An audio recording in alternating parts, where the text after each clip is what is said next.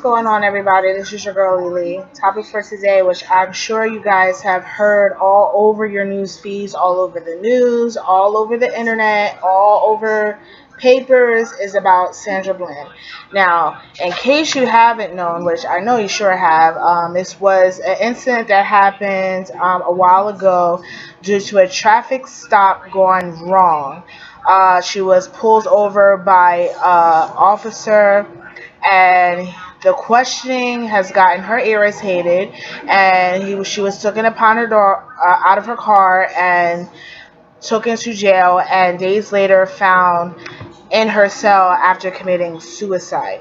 Now, I've heard a lot of information regarding this incident, and as I looked at everything from the video itself, from the voicemails that have been placed from her cell, and all of a sudden autopsy, and even they have also put up videos that she have done from, I guess, her YouTube page, which I didn't even know she had, or just blogging or whatever, and all of it doesn't add up. There is a lot of holes in this story. Now, apparently she was pulled over for not signaling when she turned, and for that she has gotten pulled over.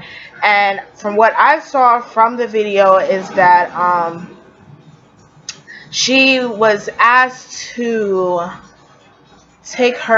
put her cigarette out, and she felt, why would I need to do this? We need to focus on what's going on. It went from a warning to some words exchange, which the words exchange would have pissed me off, and it turned into him yanking her out of the car, putting her out of the view of the camera. You could hear them struggling, her in the cell, and then days later, apparently with having suicide. Things don't add up, for the simple fact is there's many holes claiming that on her intake that she has put in, that she has suffered from depression, I guess, a few years or so back, I guess from a miscarriage or what have you, and this, that, and the third, and they're trying to use that as her way of committing suicide. Then they try to say she hung herself, which is weird because I've been in jail before. Yeah, me. And when I was in intake or whatever, they didn't have any trash cans in there. And if they did, it wasn't enough for you to do anything drastic with them.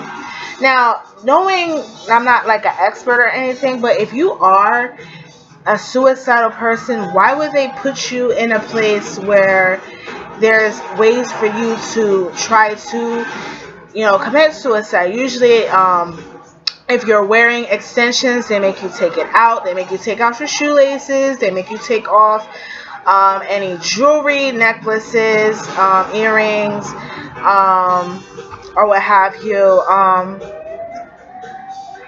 belts, things like that, so that you wouldn't do that, and they would put you on some type of suicide, watch. But for the simple reason, I'm not even gonna stay on that, because from what I've watched from her video, she sounds like a very intelligent woman.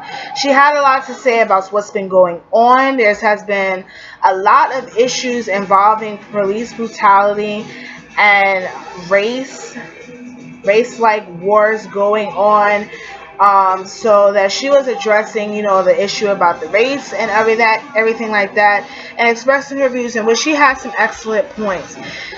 Being a minority is just one of the craziest things that you can do nowadays age, because you don't even know if you are able to make it back home. You have to think twice about, oh God, what am I doing wrong that this cop pulled me over? Am I even going to make it home, or am I just going to die right there? It's just simple things like that. It just doesn't make sense. And for me, it's just them to sit there and to believe that this woman, after watching various videos of her speaking herself, and the voicemail and everything, If someone's trying to figure out a way to post bonds and she has all these loving family that we have been seeing all over the news, why would she attempt to do suicide? Another thing is that I also noticed is that there was a mugshot going viral of her in a jumpsuit, and they're claiming that they laid her on the floor and took a picture of her as if she was alive. To me, she looked dead, honey. And when you take a picture of a mugshot, they usually have you against the wall. It's usually blue or white or beige, and you hold up with your numbers as your ID, and you're still in your street code because you're still in the process of getting, and put into population. So that didn't look right when they had the picture of her on the floor. They took a picture of herself, and as you could see, towards the floor is the picture of her in her mugshot, which I don't think something adds up. Then something that didn't look right to me is that they're saying that the police cam on the car, saying that all of a sudden there was glitches in the video. You're supposed to make me believe that. Then after they said there were glitches in the video, they said that they did the police intake of her filling out saying that she was suicidal, but it was a few years ago, and it was asked if she was depressed, and she said no. Then they said she hung herself from 5 feet, when it clearly states that she's taller than that. Then there's a different bag in the cell. But when you see them look in the video, when they bringing everything in, they're looking down. They're not looking up. So my thing is, what the fuck's going on with our system? Usually when we hear things like this that happen in our system, it's usually that the police officers get away with it, and if they're not fired, they resign or they're put on death duty. Now, things is, I have some run-ins with the law, and like different ethnicities and different occupations, there are good people and there are bad people. But we don't really hear about the good people lately, because all we're hearing about is the bad people. There are very good, like I'll give you an example, there are very good things of white people. They help out their community, they help anybody, regardless what race, what sex, what have you, and they help people without a shadow of a doubt. But you don't really hear that on the news. Usually you hear about, there you go, you got a white person calling a black person a nigger, he shot the person, he killed the person, or what have you. So everybody's sitting there looking at each other, because now we're back into a race war. I don't know why. See, here's my thing. I had this conversation with my boyfriend and my best friend. My thing is this. How are we going to sit there and get on top of different ethnicities coming at each other, killing, raping, stealing, what have you, are so hell-bent on exposing the different races against each other, but when it comes to us, we're justified. I'll give you an example. A white person kills a black person for coming into the house. Racist. A black person does the same thing to another black person. Nigga shouldn't have been in my house. How does that look? Look, when we were growing up, there's a difference between right and wrong. This is the thing that we've going since we were little. We were told to respect our elders, do what you're told. If you have a problem, talk about it. But now we live in a day and age that we can't even do that. We have to sit there and be so scared to walk out of our house and even be uncomfortable being in our skin, because we have so many people that weren't taught the right way. Racism is still very much alive. I have to teach my girls that you have to be proud of who you are. People are so afraid of, not not accepting their race because they're hearing so much bad part of the race. They're ashamed to even be included in a part of it. But being African American is nothing to be ashamed of. The thing to be ashamed of is that we have people that are African American that aren't using their time and effort to make them build themselves up so they don't have to be the part of the negative statistics of what they're being heard about. And that goes for any whether you're black, you're Latino, Dominican, Asian, Japanese, Korean, Italian, doesn't matter. But we have to sit there and we have to do better because this is ridiculous. Now, after the Sandra Bland incident, there was another thing going on that happened to a similar person. She was 18 of age, that she apparently hung herself.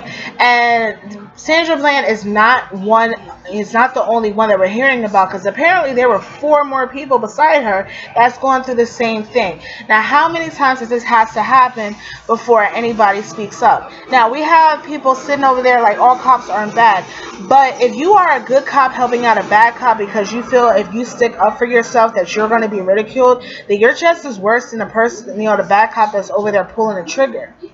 Don't you think? So, everybody's questioning what happened. There are so many things circling around. I know that the family has laid her to rest. There are different protests going about it, and this is a very, very, very sad situation.